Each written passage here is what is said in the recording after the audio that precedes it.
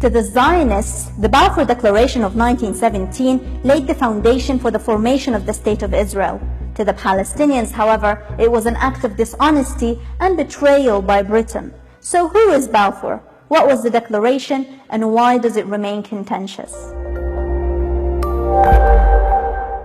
The Balfour Declaration was a brief letter dated 2nd November 1917 by Lord Arthur Balfour, the British Foreign Secretary at the time, addressing Baron Lionel Walter Rothschild, a British Zionist peer, expressing the British government's support for a Jewish homeland in Palestine.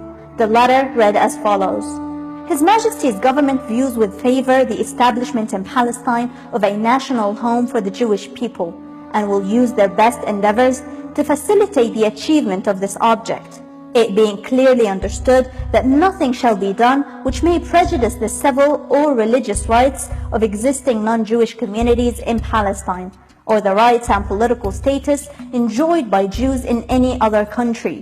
British liberal public opinion at the time felt that the West had a responsibility to enable a Jewish homeland due to historical injustices suffered by the Jews, for which they believed the West was to blame.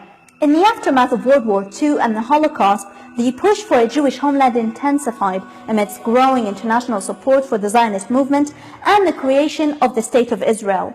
In 1920, Britain was assigned the temporary administration of Palestine in accordance with the mandate system shaped by the Treaty of Versailles in 1919. Britain was thus entrusted to work on behalf of Palestine's both Jewish and Arab residents.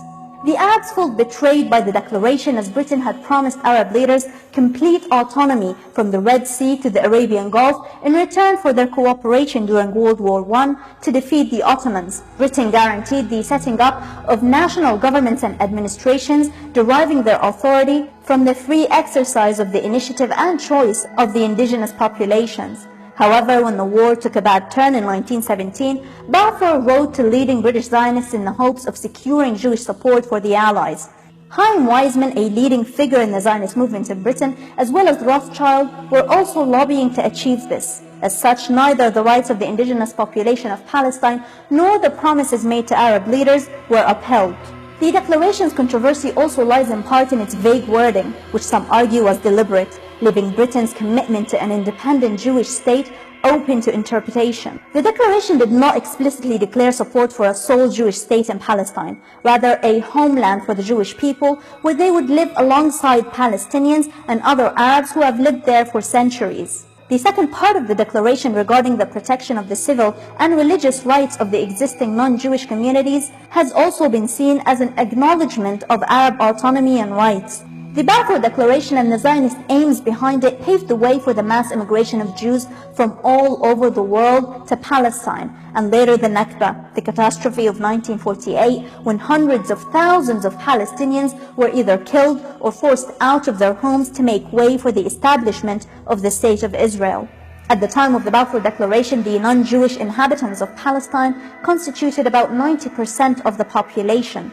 The Jewish population went from 50,000 to 600,000 by the time Israel declared independence, 3 decades after Balfour's letter.